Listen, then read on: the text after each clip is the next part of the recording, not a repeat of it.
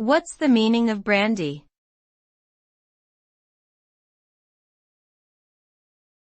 Brandy.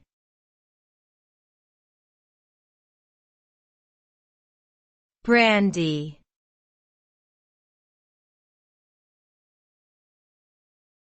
Brandy.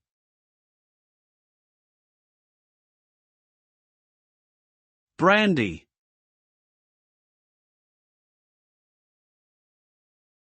Brandy is a type of alcoholic beverage that is made by distilling wine. It typically has an alcohol content of around 40% and is often aged in oak barrels, which can give it a rich, complex flavor.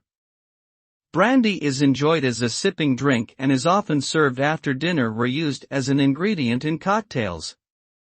Some of the most famous brandy-producing regions include France, especially the Cognac and Armagnac regions, and Spain, although brandy is also produced in many other countries around the world. Overall, brandy is a popular and versatile spirit with a long and rich history.